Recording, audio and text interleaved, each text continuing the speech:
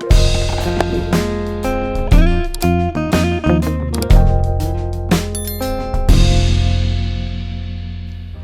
подкаст ќе мириса на јазик, на македонски јазик, на љубов кон мајчиниот јазик никнат уште во утробата на мајката. За неа, македонскиот јазик е исто што и незиниот син Исток, незиното единствено чедо кон кого, како и секоја мајка, чувствува безусловна љубов.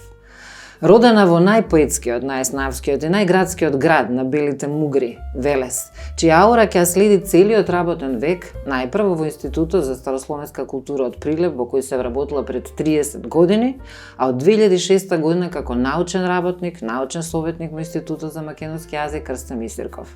Магистрирала на тема од историја на македонскиот јазик, поточно на јазичната анализа на кюстендилскиот триод, докторирала на топонимијата на Теквешкиот регион на Филолошкиот факултет Блаже Коневски. Таа е културен деец за кого раѓањето на македонскиот збор е најсветото нешто за македонецот. Целиот живот го посветува на научна работа со исклучителен истражувачки дух, темелен и одговорен пристап кон научните истражувања кои тежат голем број страници од кои може многу да се научи за историјата на македонскиот јазик, за неговите испреплетувања со другите балкански јазици, за македонскиот топономастикон и антропономастикон. Да пишуваше белетристика, веројатно ќе имаше неколку романи, но низините научни заложби се белетристика во која главниот лик е македонскиот јазик. Била вклучена во работата на неколку проекти, како што се писмените споменици за средновековната култура на Македонија, топонимите како споменици на културата, компаративни проучувања на географските термини во македонската и во словеничката топонимија, семантичките категории во словенските и во балканските јазици, речник на топонимите од Воденско, толковен речник на македонскиот јазик, правопис на македонскиот јазик и во меѓународниот Кониковско евангелие, македонскиот ракопис од втората половина на 19. век пишуван со грчко писмо. Низ незините трудови може да видите чист доказ за прав, автентичен патриотизам. Таа е храбра кога треба се брани македонскиот јазик од непристојни предлози и други политички акробации, но и сентиментална. Со своји очи ги видов солзите пред собрание ова лето. Го сака името на Македонија, пишува со љубов за презимето на македонците. Добре дојде за професор Елка Јачева Улчар. Добро вечер. Добре дојдовте во подкастот Мирисот на книгата. Добро ве најдов.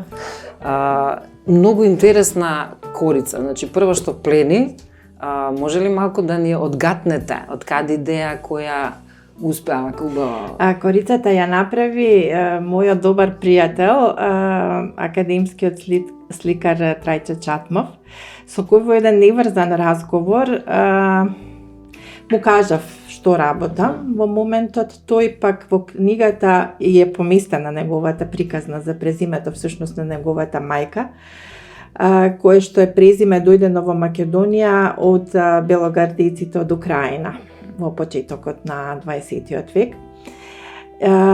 И нему му раскажував што би сакала да се најде на корицата. И по нашиот разговор, по некој час-два, ми испреќа и ми испреќа неколку предлози, варијанти. И меѓу другото, оваа слика која што мене многу ми се допадна, затоа што на неа покрај македонска архитектура, покрај македонци обличени во народна носија, покрај печатот од македонското востание, се наоѓа таму во десниот агол, се наоѓа една страница од еден средновековен ракопис, а во кој што практично е нотирано првиот запис, првиот никулец на презиме кај македонците во битолскиот триод.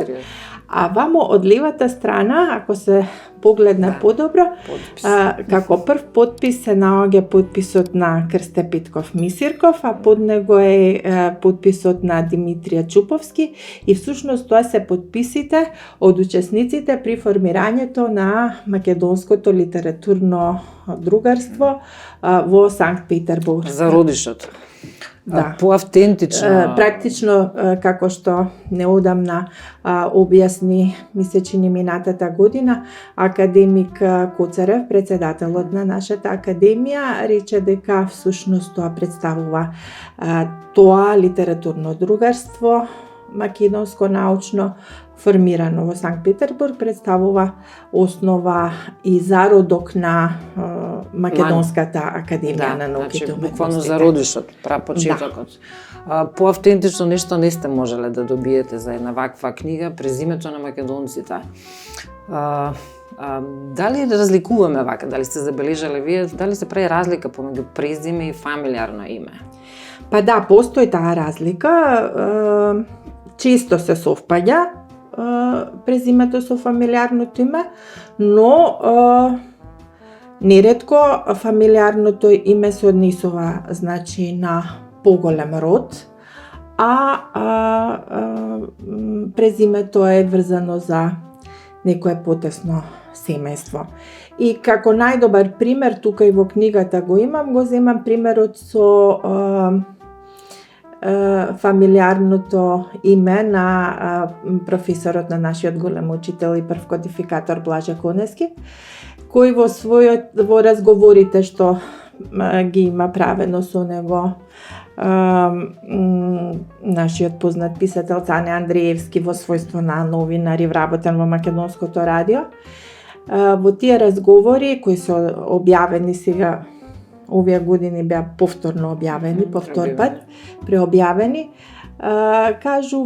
кажува приказната професорот за своето семејство, за кое што вели дека фамилиарното име на нивниот род е Љамевци и дека всушност има и тој братучеди кои што се познати по тоа презиме Љамевски и има биле тие партизани и има улица во Прилеп по тие Љамевци, но тој го носи презимето по својот дедо, кој бил Коне, па целата фамилија нивна се Конески.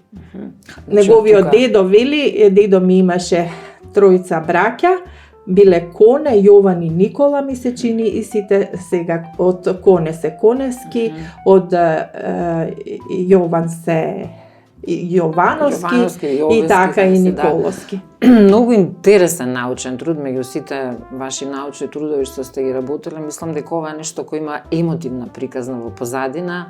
Колку време ви требаше сето ова да го ставите како предмет за издавање и печатање на ваква книга? Колку време истражувавте? Па, како да ви кажам, јас на презимето често во изминатите 10 години често се навраќав, некогаш и компаративно меѓу нашето и речеме хрватското презиме, потоа имав за женското презиме неколку. Оваа книга представува практично сублимат од неколку мои реферати, кои што потоа ги собрав во една книга и се разбира тука внесов и други делови кои што, например, не беа засегнати во рефератите. Личат на приказни, како секој презиме да има некоја своја приказна, затоа е така динамична за читање, па во фуснотите доле може да се прочита за потеклото на некои семејства, скопски или велешки, баш е онака полно со емотивен набој. Не е, како да кажам, некој се тие научни трудови сувопарни. Овде има нека динамика. Баш се гледа дека со љубов сте се вложила и за битноста на името и презимето. Дали ги воспитуваме доволно нашите деца да знаат за генезата и за потеклото на своите имиња и презимења, и кога повеќе би го знаеле тој почитувале, веројатно повеќе би го сакали почитувале името на својата држава? Веројатно. Мислам дека слабо знаеме, луѓето така некако по инерција им ги даваат имињата на своите деца. Не знаат. Да, обично се определуваат за тие имиња кои се актуелни во дадениот момент и тоа може да се види како се направи едно статистичко истражување, да речеме. Денешните статистички податоци во однос на личното име покажуваат дека најпопуларни имиња во Македонија се од женските Марија, од машките Александар. Да. И Александар е едно име кое што често е присутно, мислам дека со децении е присутно и го држи тоа прво место. Но некаде околу 90-тите години почна многу зачестие тие имињата на четворицата евангелисти, особено Матеј, Лука, Марко, Давид. Потоа од женските имиња тогаш се јави еден наплив на имиња како Сара, например, па потоа уште пократко Мија, Теа, влегоа, но за сето тоа се потребни навистина сериозни статистички истражувања, да, ова ми е вака мој впечаток во однос на тоа, нели, од другарчињата на син ми кој веќе е сега возрасен маж, но како гледав и... Кој му беше кум на исток на вашиот син? Јас и татко. Така решивте заедно? Или имаше... Па знаете како, јас уште пред да го знаеме полот, имавме таков договор дека ако биде машко ќе има исти иницијали со сопругот, а ако биде женско дека ќе иницијалната буква ќе биде Е. И си имавме направено список и си го чувам уште тој список на женски и на машки имиња. И главно сите беа на и машките и го одбравме исток затоа што презимето има потекло словенечко. Тоа е по прадедото на исток, Јоже, кој е дојден во Македонија некаде пред Втората светска војна како професор по математика. И останал тука. И сакавме да биде, нели, презимето, името соодветно со презимето. А Исток е име на лик во еден словенечки роман, многу познат од Финшгар, кој се вика Под слободното сонце. Главниот лик се вика Исток.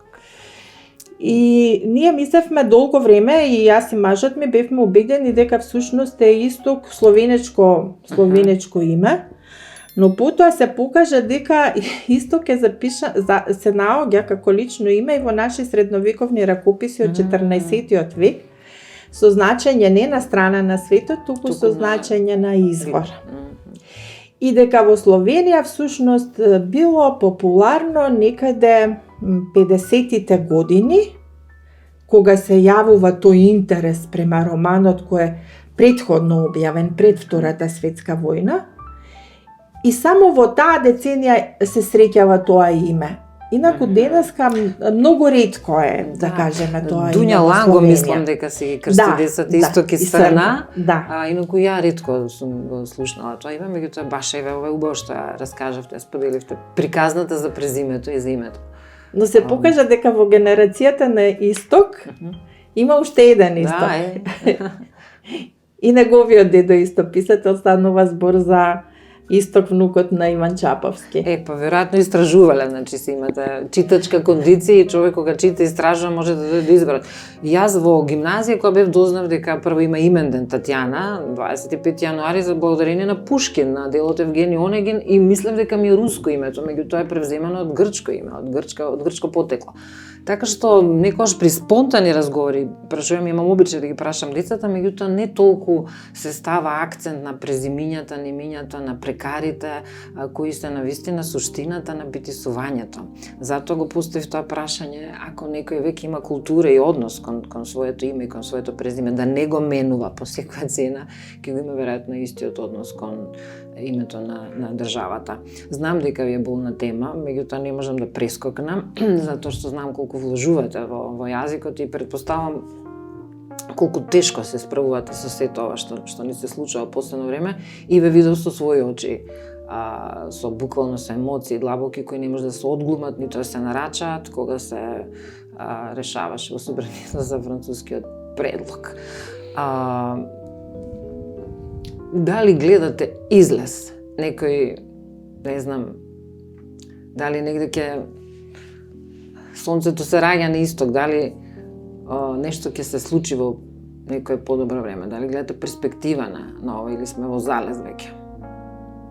Вака како што стојат работите и со И со ваква нереакција од страна на нашата политика не очекувам ова во брзо време да се реши.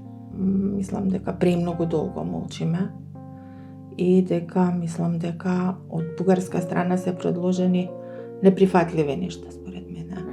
И мислам дека и според поголемиот број од народот, затоа што мислам дека е надвор од ум и надвор од секаква логика, па и од основните права на кои што почива таа Европска Унија, да се засега по идентитетот и по правото на самоидентификација, кој што е основно човеково право. Да, и не по Ние сека сега цена. тука зборуваме, значи, ние сега еден таков тренд во глобални рамки, кога се дискутира за да се премавнуваат биолошките родови и сега да се Да, како тоа да е сега најважно. И тоа е секој има право. Ако се родил тој како жена, таа се родила како жена, но има право да се чувствува како маж. Замислете. А немаш право да се чувствуваш како За едни македонец. права мајка, за едни права маќа. А да се чувствуваш како македонец, тоа Некои искривени сосема ставови на Европска унија за кои што сме сите свесни. Од една страна одиме натаму, тој пат, меѓутоа на тој пат немаш по секоја цена да се влези, да се обезличиш. Во едно ваше интервју многу убаво давте пример да се гледа вашата, не можам да кажам разочараност, меѓутоа јасно ја гледате, затоа што во Македонија оптимизмот веќе мириса на глупост, дека ќе нема кој од нашите млади, што е надежа на Македонија, веќе ќе нема од децата едно дете кој ќе излезе и ќе каже да, па царот е гол. за жал. Неверојатно нешто, колку млади, многу млади луѓе излегуваат од земјата и тоа е страшно и поразувачки. Масовно, да. Масовно, тоа е, како да ви кажам, мојот син во моментов се наоѓа во Марибор и некаде пред некој месец отидовме да го посетиме во Марибор со сопругот. Неверојатно е колку македонци има таму, колку млади има и повеќе на улица слушнав македонски отколку словенечки. Се повеќе препораки се пишуваат за средношколци кои заминуваат. Значи нешто не е во ред, ќе нема кој ни светлото да го излеси. Некни баш ми се јави исто по телефон и оди по улица и вели сега ќе влезам во една сендвичарница, нешто да си наречам и влегува и кажува. И јас го слушам и кажува на македонски, нарачува сендвич и му велам добро бе. Свесен ли си дека ова на македонски го кажа? Да ми вели па и ова е македонец што го држи ресторан. Да. Интелектуалната елита како буквално да исчезнува некаде, како да се губи или е претерано мълчалива. Велите исто дека во денешно време за да докторираш, вие знаете како се докторира и кој е патот на докторатот, денеска доволно да имаш пари, да имаш некои основни работни навики. Како да ни се оби од глава за таа хиперпродукција на кадри, како да дојдат некомпетентни луѓе на места, на позиции кои се исклучително сериозни и одговорни. Гледате ли можеби тука проблемот? Ако мене некој ме прашува, јас прво што ќе направам економски реформи и реформи, ама вистински реформи во образованието, а не вакви реформи. Да исклучиме експериментални паушални. Да исклучиме историја и национални јазици и не знам, и ќе зборуваме сите англиски и ќе бидеме некој пол помеѓу. Еден ден машко, еден ден женско, како ќе се разбудите тој ден и како се чувствувате тој ден? Не можеше ли од оваа сладка, златна земја да се направи, се изменеджира добра трговија, добра економија, добро земјоделие, добар туризам? Јас мислам дека толку колку што сме и толку сме малку македонци останати овде, на ова поднебје, со ваква плодна почва, со ваква питка вода, со вакви услови, со такви езера, планини, со такви убавини, Господ се растурил овде. Да. Мислам дека тука не требаше да има ниту еден гладен човек. Дадовте пример. Само да се свртевме, само малку да се свртевме кон себе си. И да не трчавме по лесни пари. И да се кои што засака. не задолжуваат и не обврзуваат. Мислам, јас не сум политичар, но просто вака како човек гледам дека ние можевме само од туризам да живееме. Од овој раскош, Од природен туризам и од раскош. земјоделие. Да. Од еколошки незагадени производи. Едно време, сега веќе почвата и воздухот ни се многу загадени, повторно за лесни пари, тука никој тоа не го зборува гласно, но јас мислам дека загадувањето на воздухот никако не е од автомобилите или од тоа дека се грееме на се и се што. Туку мислам дека ние на Европа се повеќе и служиме како една депонија на која во која што таа си го истура. Знаете, секоја убава куќа треба да има едно такво место кај што една остава кај што ќе се го остава тоа што не му треба, што не му е потребно, така. Дадовте еден убав пример со Ирска, информатички туризам, односно луѓето кога одат во тие... не, тоа во Италија ми се чини дека беше, да. Да, Италија. Да, аз со Исланд дадов еден пример таму во интервјуто, да. Јас мислев дека Исланд е толку богата земја, затоа што мислев дека во едно време, некаде пред 10 години, се кажа дека е таму пронајдено нафта, но излезе дека Исланд како островска земја всушност главниот профит го прави со пристаништата, како една прва станица преку океанска. Но се едно, кога тие луѓе таму, кои се 350.000 на број, кои се толку мали, толку малку луѓе успеале во тоа студенило, успеале да направат така, да се организираат. Да, зошто ете не ги користиме тие европски примери? Како да некош не е битно да имаш да умеш колку што е, некош е битно да умеш, а не да имаш. Никако да не умееме со тоа што го имаме, да го направиме Скопје, односно Македонија, подобро место за живење. Тоа се гледа кај сите ваши интервјуи, се дури во ова, секој презиме крие своја приказна со каков пиетет генерализирате потеклата на прекарите, немињето, дури еве јас јавно се заблагодарам, го има и моето презиме Алекс, таму 102 страна, каде што пишувате за генезата на странските, фактички на тугите на презимењата од соседите, српските презимења во Македонија. Сметате ли дека секој од нас, државјани на Македонија, без оглед што е по национално потекло, треба да има во неговиот дом, како порано што беше во Југославија, еден лексикон, така наречена Вујаклија, Милан Вујаклија, да има толковен речник, македонски јазик, и еден ваков речник на ономастика, фактички, за личните имења и презимења, како нешто што треба битно да го има секој во својот дом, без оглед што е по своето потекло.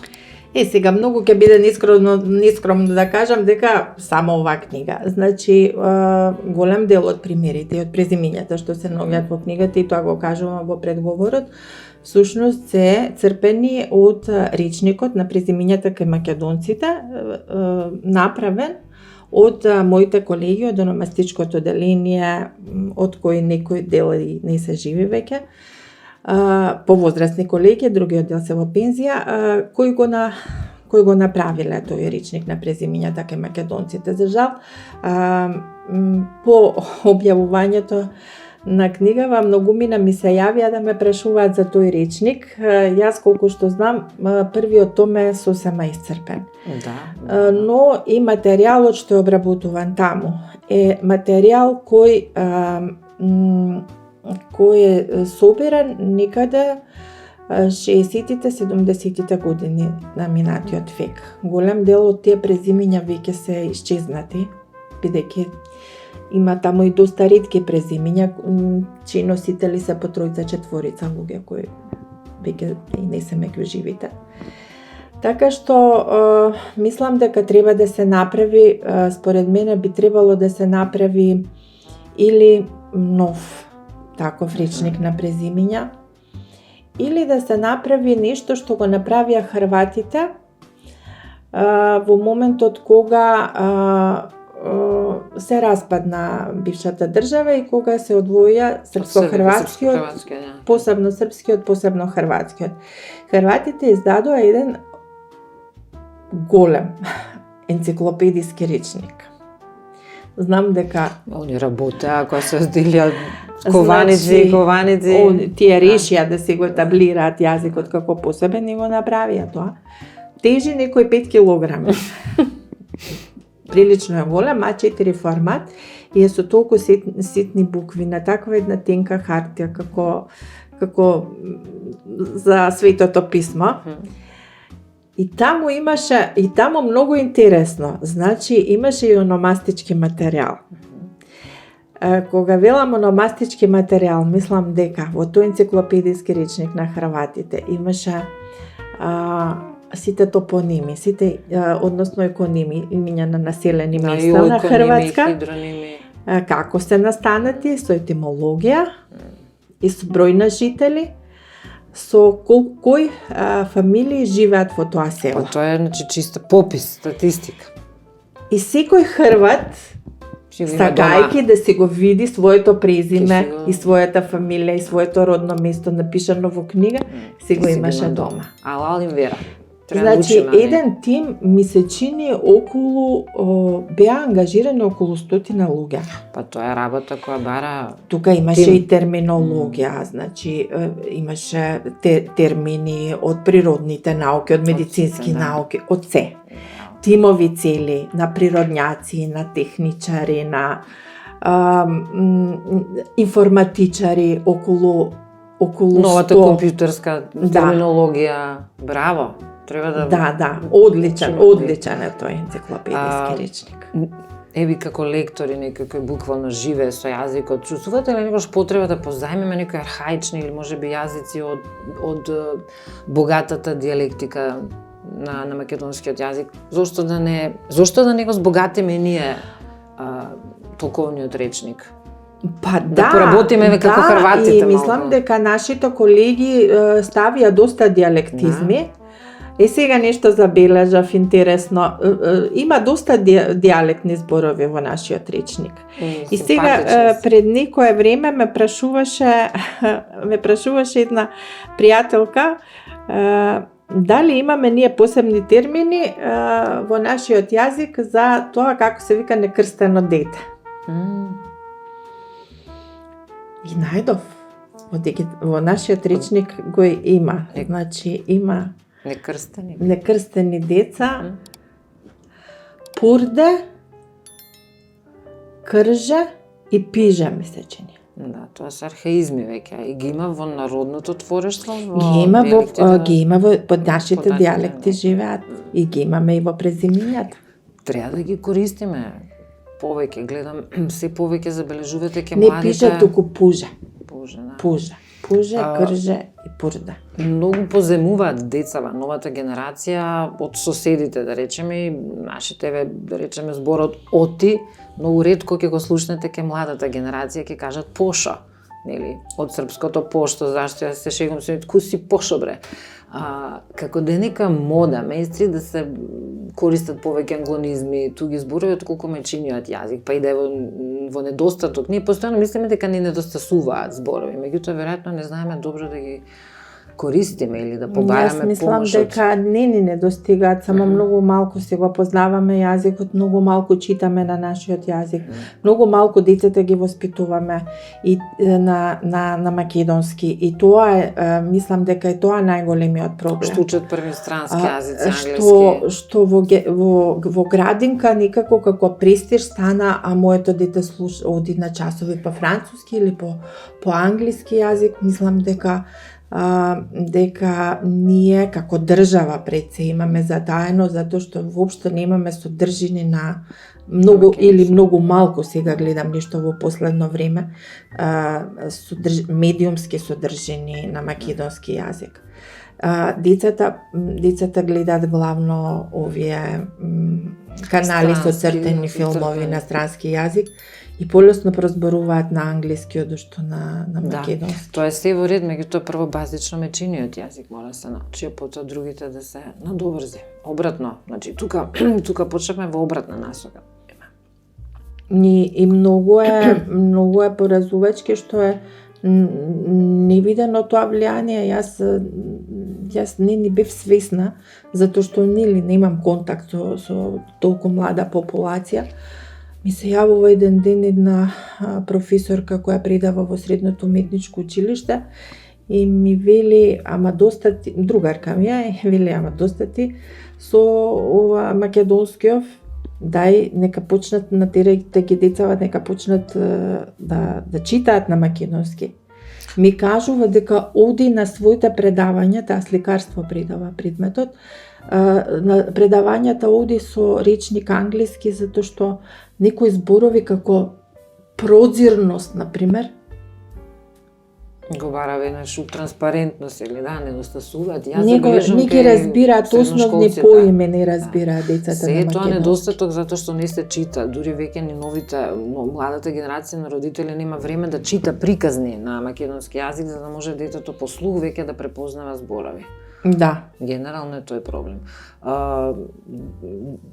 Не знам, веќе сакам нешто ве потпрашам за книгата, за некои интересни презимења на да речеме пишуват и за Томислав Османи, неговото презиме од турско потекло, па и за Бала. Значи имате многу интересни. Тие се во последната глава се така се поведов по една сентенца од еден ономастичар многу познат хрватски, кој на едно место вели секое презиме си има своја приказна.